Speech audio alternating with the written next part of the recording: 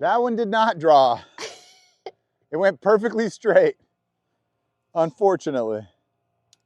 Hey guys, welcome to Caddie Conversations. The premise of this podcast is to interview people in different industries to understand more about their industry and what makes them so successful in it. So today we have Nate Boyer, and I'll pass it over to him. I actually didn't even see where you landed. Wait, you didn't see where it finished? No! After all that? Golly. I was focused on filming the subject. Well, the subject crushed it.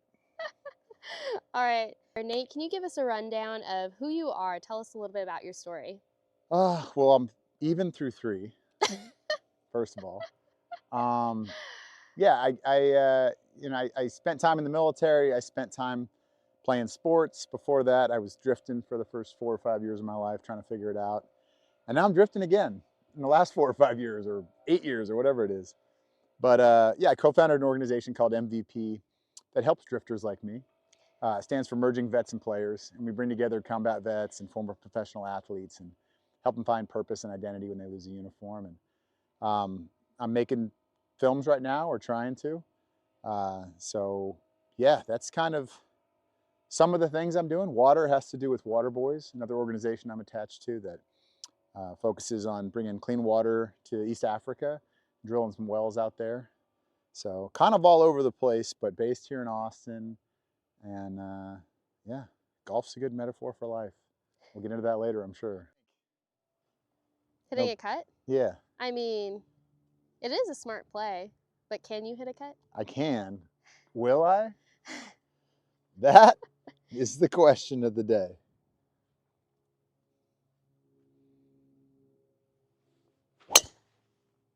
It cut a little bit. I mean, I ain't mad about it. I ain't mad about it at all. We're getting up close and personal. Oh boy. What do we think? What are we thinking here? What are we thinking of what? How far are we? We're about 75 yards to the stick. What are we taking? A 58. How close are we putting it? That's not up to me, unfortunately. I'm going to try to hit it about 70 yards, but I don't know. I'm not very good at this part of the game. I'm not very good at most parts of the game.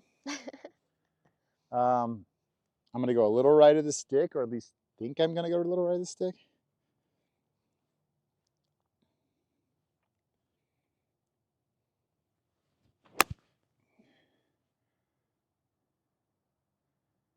Very nice. A little too far out of the stick, but I will take that. And I hit it farther than 70. I hit it 75 or 6. Still, whatever. You got it. Sorry. All right. That's officially tracking you. Okay. Unfortunate for the camera. If this goes in, this is going to be great content. I haven't missed a putt yet. I'm just saying. I'm due. This is the toughest one I've had, to be fair. It's going to be quick.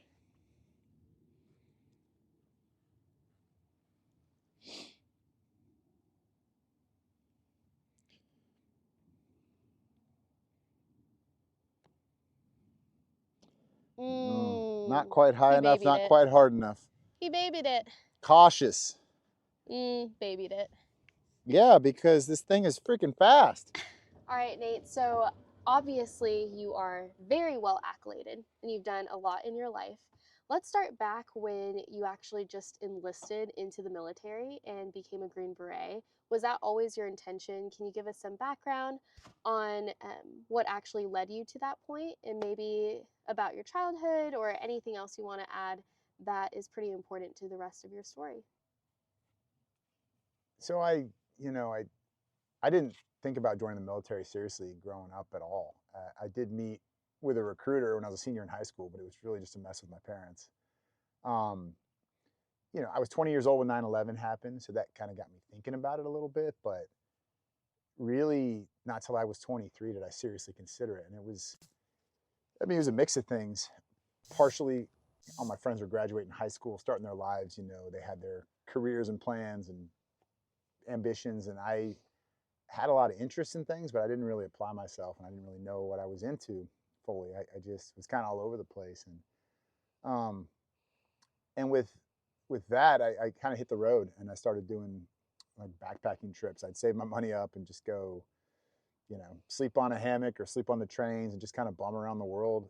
And those travels took me to the Darfur. It's a region between Sudan and Chad, where I did a couple months of relief work, and it really changed my life just because I I'd never in my life been fully of service to someone else in that way that absolutely needed it, and be a part of that mission of fighting for those that can't fight for themselves stuck with me. And that last week when I was there, I got sick. I got malaria, and this family took care of me, and they didn't ask for anything. They didn't want anything, and they put this radio next to the cot I was sleeping on, and the Second Battle of Fallujah was going on at that time. So I'm listening to these Marines mostly that were over there fighting for these people, and I just thought when I come home I'm gonna join the military. And what led me to the Special Forces, to the Green Berets, was the motto "De oppresso libera," which meant to free the oppressed. And so that kind of spoke to me like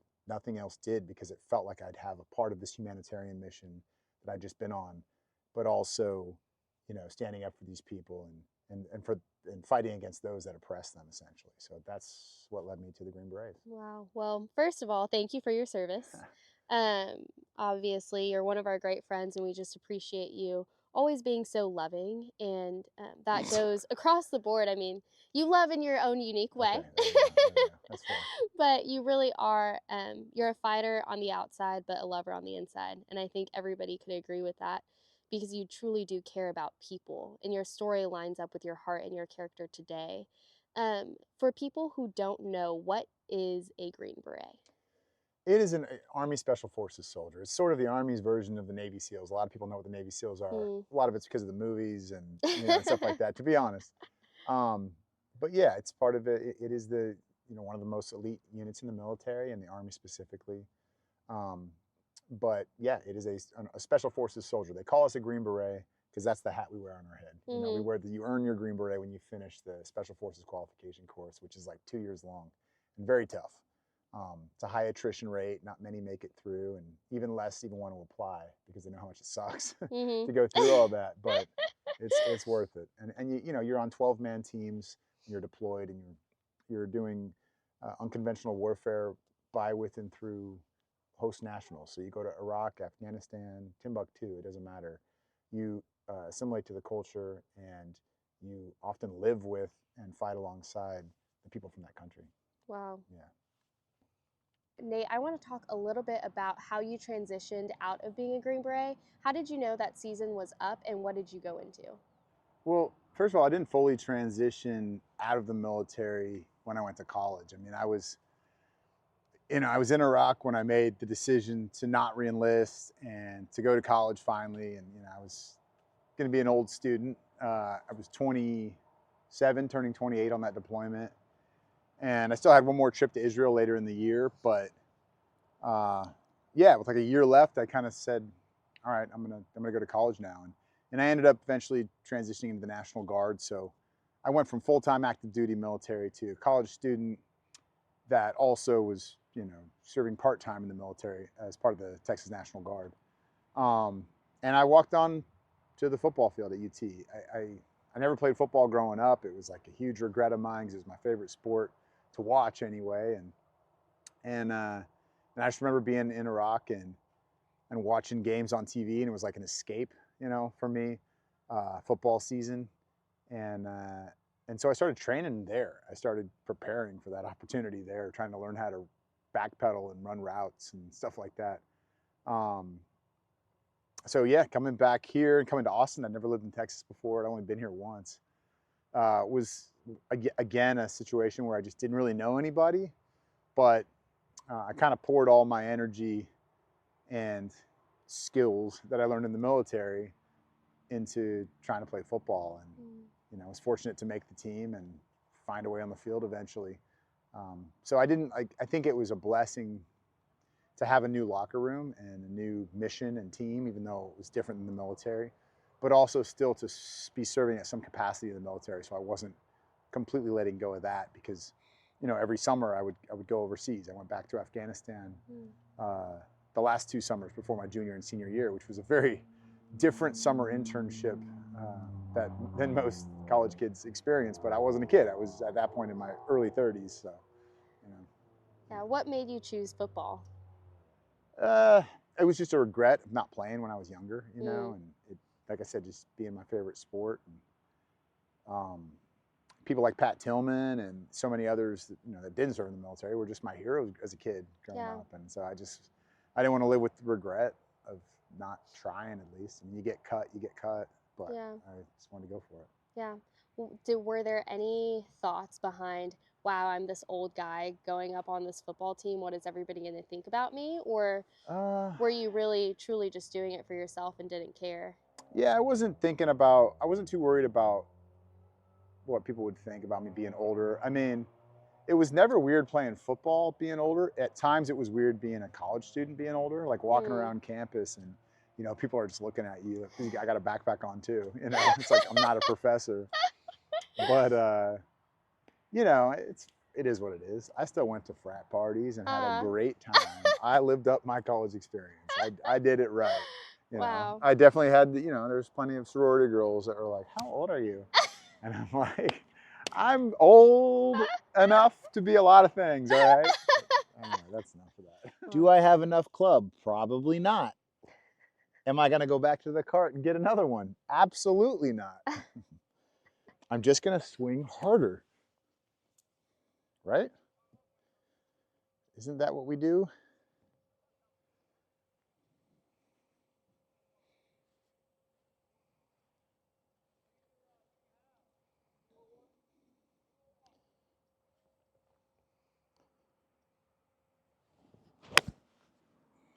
Oh, that was a great swing. That just might be a hole in one. It's not a hole in one, but it is a good shot. It was a good shot. I mean, I will 20 yards take it. short, but it was a I good know, shot. it's still short. I knew it. You think 20 yards?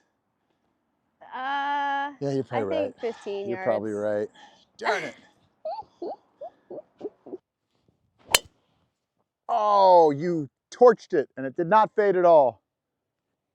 Wow. Hammered, though. Hammered. It went right on the line and did not fade. Beautiful shot. Dang it. Beautiful swing. Well executed, I must say. Was it a beautiful swing? Well executed. It's probably out of bounds. But I hit it well. So we talked about playing football in college. Mm-hmm. Tell us a little bit about post-college. What were you thinking, and what was you thinking? What did your next season look like? Yeah, I mean, football and the military ended at the same time. Essentially, I got out of the Army officially, fully, in the spring of 2015. Mm-hmm. Signed with the Seahawks in May as an undrafted free agent, but was only up there for 5 months. So was there an off-season training camp, played in the preseason, and then got released. So, went from having both those uniforms, the jersey and the camouflage, to none. Mm-hmm. And so that was interesting to figure out. I was 34. I felt like I still had a lot of life left and a lot of energy and things I wanted to do, but just starting over where you feel like everybody else has had a head start for a few years is, weird. Yeah. But there's also like an understanding of and like realization that you do have a lot of skills and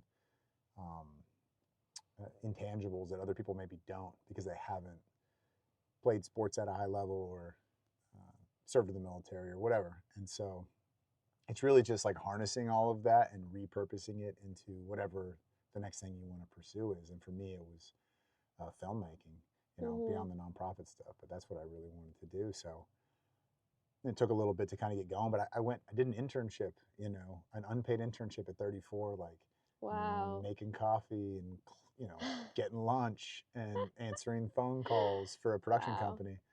But I learned a lot. I met some really good people, and when I directed my first movie, one of those people produced it with me and helped me get Sylvester Stallone's name on it, and that's how it got made. So, there was a lot of value in that too. Yeah, let's tap into that story a little bit more, because I'm sure a lot of people are either in a season or they've been in a season where they can relate that it's so ungratifying, but they know that they can pursue something that they love. For you, it was filmmaking. How did you endure that process that you have no gratification within it? You're not getting money for it, there's no validity in it. You're 34 years old. Um, Well, it's not even enduring it, because if it's mhm. something that you love, it didn't matter. It doesn't matter. The result shouldn't matter. The pay certainly doesn't matter. If it's something that you're passionate about, then you don't have a choice. I mean, you shouldn't have a choice. That's what you should be doing. To be completely honest, at Yeah, some level, I understand you got to make yeah. money. You got to you got to pay the bills. If you got a family and kids, which I don't, so that would have changed things potentially. But if you do, like, that's the priority. Um, but even with that, if there is something that you're interested in or passionate about, you should be doing it, or at least trying to do it and learning about it and studying it. And it may not be your full-time job or your internship or whatever, Mhm. but if you're not doing that, it's going to be hard to, I think, feel joy and accomplishment, even in the mundane tasks, because you're not working towards what you actually want to be. Mhm. So So did you know that you wanted to be a filmmaker when you were 34 years old, or did it just interest you so that's why you picked up that I internship? mean, storytelling was interesting to me when I was 19, and that's Mhm. why I moved to Los Angeles back then, well before the army, Mhm. Um, but I didn't really pursue it. I didn't know how to make sacrifices necessary. I didn't really work hard at it. I just, yeah, I wasn't sure. It was an interest, but I didn't look into it and pour myself into it. So I had no idea if I was really that passionate about it until I just kind of dove in. And you kind of have to do that. If it's something you're interested in, you got to just like go seek it out and take a chance. And maybe in a few months or whatever, you'll be like, yeah, this is not what I thought it was, or I'm not really into it. Then you just do something else. That's totally fine. I think people get so obsessed with, well, I don't Mhm. want to waste my time. I don't want to like invest time into this thing if it turns out to be nothing. But it's just like dating. It's the same thing. Like you have to do it, right? You're not just Mhm. gonna like know the second you meet a person. Like it doesn't work like that. Like you have to get to know them, and um, you have to like work at it. And sometimes it works out, sometimes it doesn't. More often than not, it doesn't. And that's the same with life. You Mm. just have to treat it that way. I Well said. think. Yeah, it's true. Struck that thing. Just had a little too much of a tail on it. You did hit it well. Did, did. I think if you Happy with the hit it contact. further at the bunker, it would have Yeah, been on the I green should have. I instead of cutting it that much. stupidly. Amateurs. No, I didn't cut it. I I drew mean, it. like, no, no, no. You cut the line. Oh, I see. On my aim. Yes, you I you got you. drew the ball, but you cut the line. Yeah. No, I was aiming right at the pin, which is stupid. But it's fun. All right, Nate, let's talk more about the season you're in right now. Let's dive into filmmaking. What does that process look like? How did you, I know you said you got started with the internship. How did that flourish into who you are today? And give us a basic general knowledge on that industry. Industry. It's very challenging and very competitive. It's hard to get anything made unless you're just doing it yourself on an absolute zero budget. Then you can make anything, and you should. But on a larger scale, it's tough because movies are not cheap, and there's a lot of people that are out there trying to do the same thing, and there's a lot of good screenplays. Probably some of the greatest screenplays ever written will never get made into movies, which is a tragedy, but it's just the reality of the business. It's tough because at the end of the day, it is a business, and it comes down to most movies don't make money. 3% of them are profitable, so it's a tough one. But yeah, like currently I'm working on a D-Day 80th anniversary documentary. So sitting down with these guys that are 105 years old and like having them tell their story one last time straight to camera, which is hard to do, but I think it's important. It's important for that story to carry on. I mean, 80 years ago, they saved the world, and it's not that it's not remembered in history or anything like that, but I think firsthand accounts are super important to gather and record. And a lot of these guys didn't talk about it for 80 years because it's just not something their generation did. And the willingness for some of them now to kind of open up, I think it's imperative to capture that. So that's really what, you know, we've been trying to do with this current project. But yeah, I mean, there's a lot of good stories out there. I'm writing some. I don't know if mine are good, but I'm writing some stories currently and hope to make into like narrative features. But yeah, the documentary is currently the project that I am working on, and you know, we're almost done, but it's tough to get made. Yeah, you do say you love just the power of storytelling and Yeah. storytelling as a whole. Do you ever envision your own personal story coming to life in a movie? Uh, I, I've been sort of pitched it a few times, and Everyone's like, we want to write no, about you. not like that. But I mean, like, I don't know. I think there would be something interesting about a story about you know, somebody who was still serving that was also going to college and maybe even playing a sport. Like, so there, obviously that was a part of my life. But I don't think I'd want it. I think I'd want it to be loosely based on, you know, a person, but not really like necessarily my story. I think it'd be more palatable for a larger audience, you know, and then it's like, yeah, he's going back and forth living this like double life essentially. There is something interesting about that, so you know, maybe one day. Yeah. What would you say is the most interesting part about your story that that a lot of people don't know? Um, uh, that's a good question. Or people wouldn't recognize at first glance? Um, I don't know. I think people just assume that I'm this highly capable, super talented person. I'm really not. I'm really not. I just think you're Superman. Right. See, exactly. That's so far from the truth. I think it's just that I went for it and that I don't quit. And I'm not super worried about what everybody else thinks. I think that gets in most people's way because they're just so concerned about how am I going to look to other people, and am I going to look silly, and you know, I don't want to be embarrassed, and so they don't go for it, and then they just die with that regret, and I think that's more embarrassing.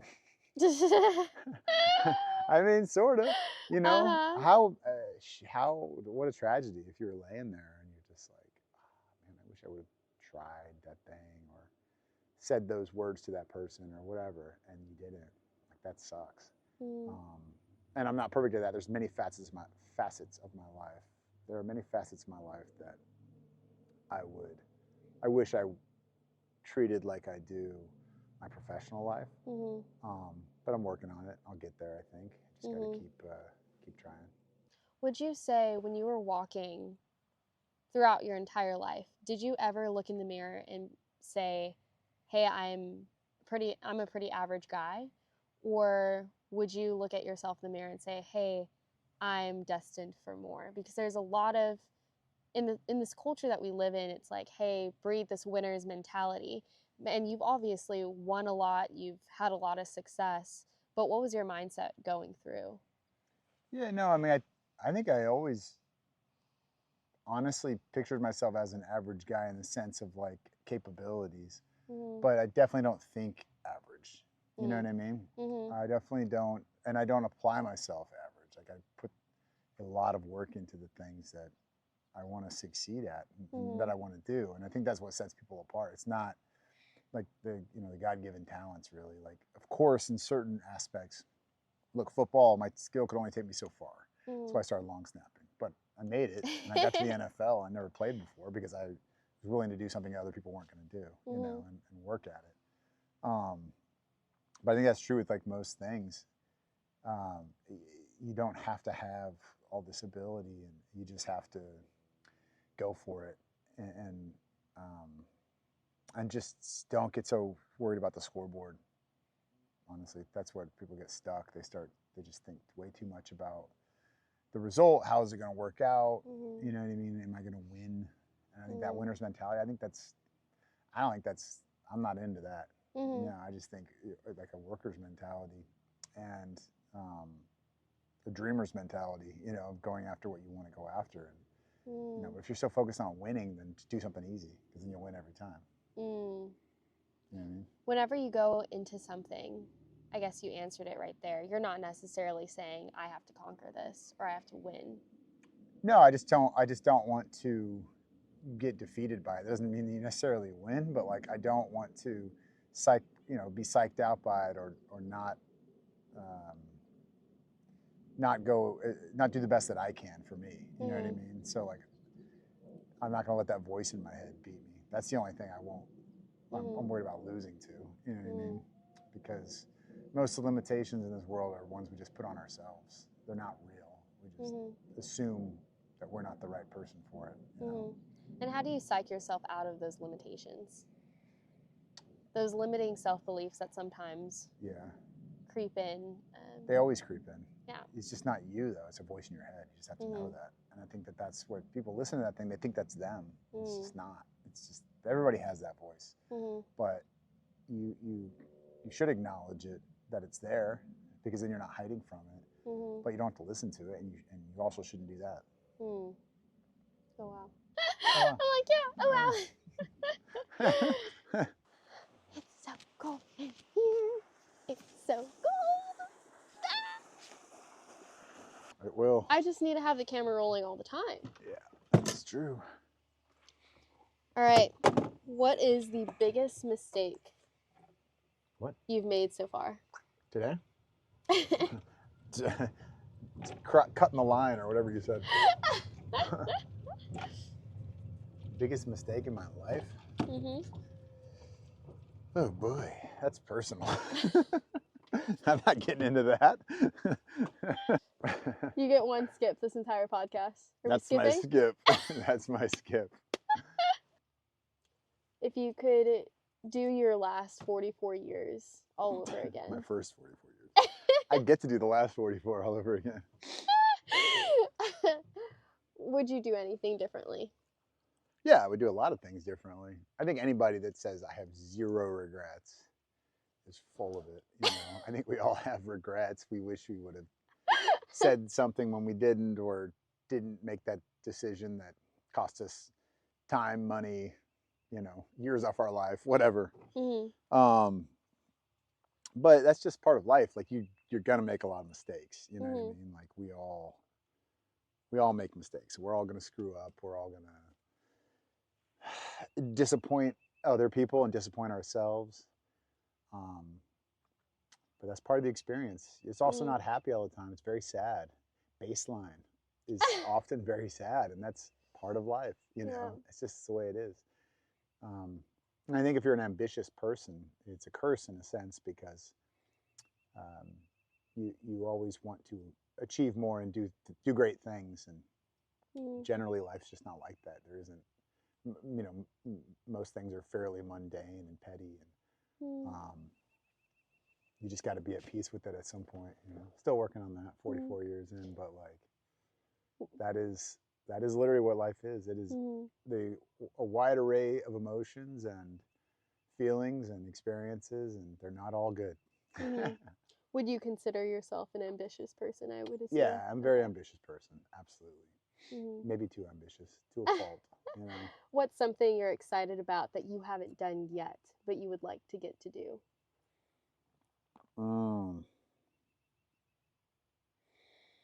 I don't know. I mean, I'd like to do same things that I already am doing at some level, at a higher level. You know, like, you know, storytelling and filmmaking, and I would like to experience more cultures and parts of the world that I haven't had a chance to go to firsthand. And I would like to have a family. That's a big one. You know, I do want to have a family and have children. That's probably the biggest one.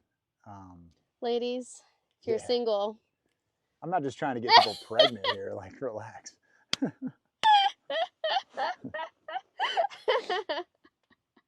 Or am I? The temperature is definitely dropping. It's been dropping. It's cold. I see what you're saying. You want to read this putt for me, Caddie? Sure. It feels flat. I mean, I think it goes a little that way. I think the ball's above my feet. You don't think so? That was so funny. No, I think so. That was just funny. It doesn't go that much. It was pretty flat. I don't think that really broke. Good read. I didn't listen to you.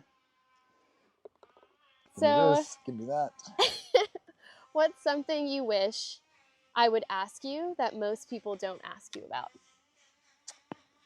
I don't know. I have to think about these before. Something I wish you would ask me that most people don't ask me. The expertise in this. No, area. I'm just arrogant.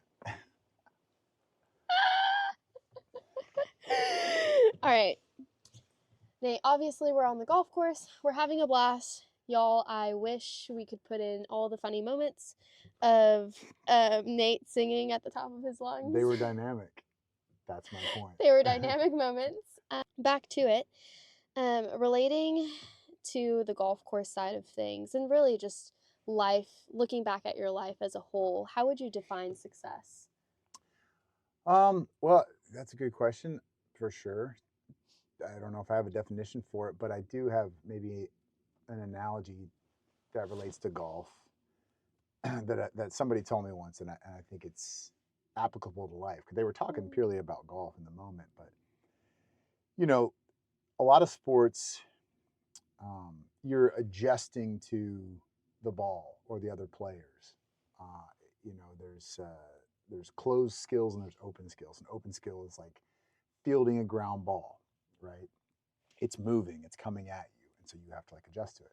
But in golf, I know the lies are different and the distances and all these things are different and the weather, but the ball is sitting still.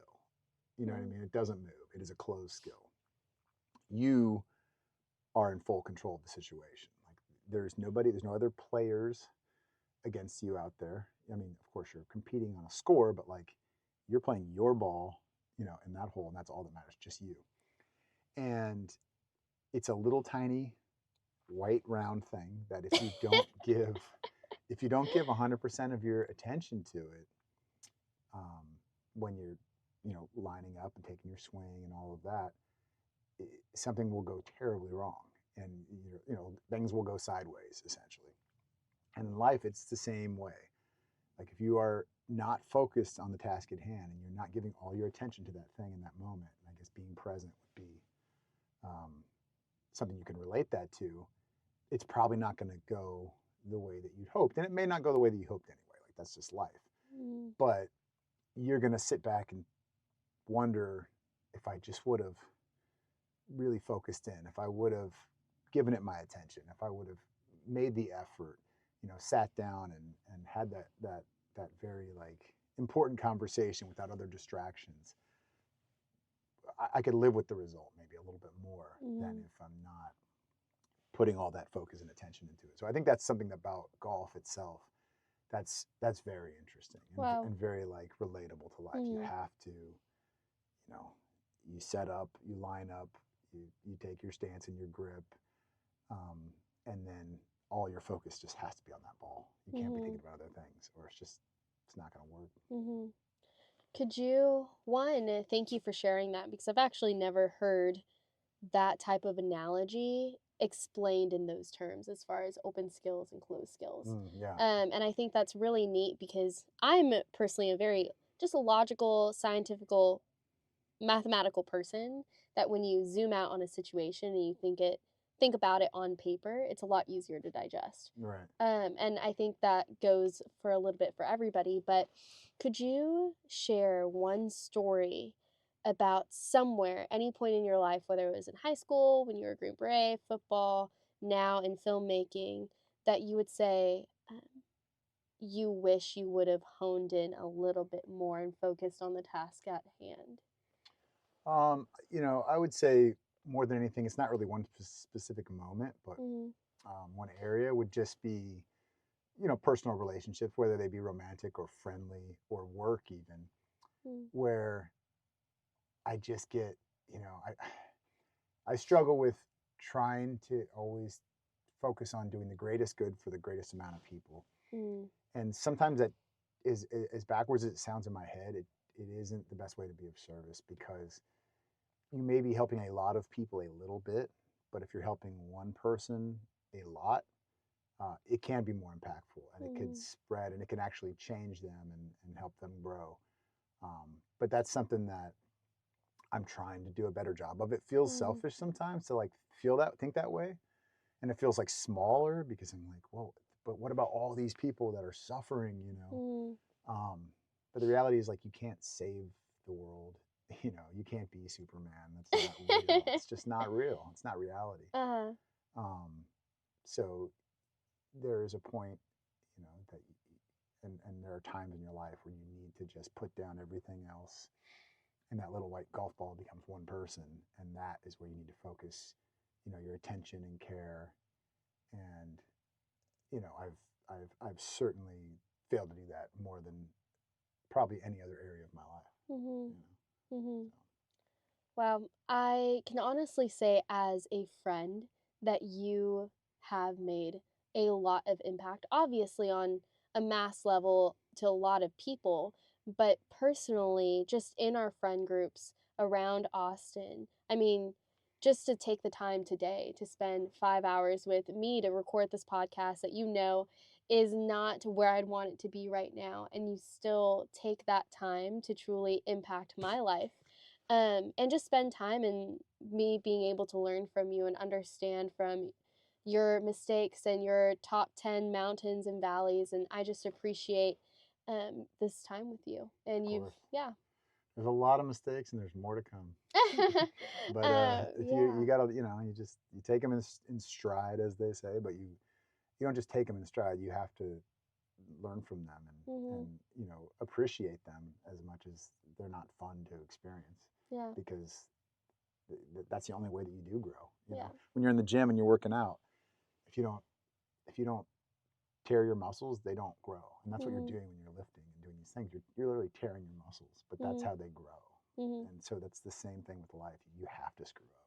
You know, you should intentionally try to make mistakes or hurt anybody else or whatever, but like, if you're really going for it, you're gonna screw up, and you're gonna do things, and you're gonna let balls drop because you got too many in the air. And that's okay. It's just like, how do you recover? Yeah. So. Thank you. Yeah, thank you. Hopefully this golf ball.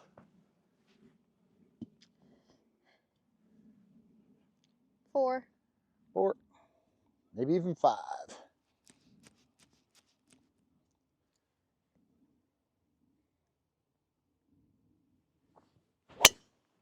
Oh, that wasn't bad at all. Oh, that was good. That's fairway. I think it's gonna go in the rough, but no, I think you might stay up. It was a good shot. Or bunker. It's true. Well, Nate, we are on the 18th hole. It's been a pleasure to play golf with you because you're actually a pretty good golfer. I'm okay. So, yeah. I'm okay. You're a pretty good golfer. I would have to say you probably beat me today. You didn't play some of the holes though. You took a break on me. So I did. For anybody who doesn't know, it is absolutely freezing out here right now. It's chilly. It's quite chilly. Can you give us a British accent? All right. What do you want me to say?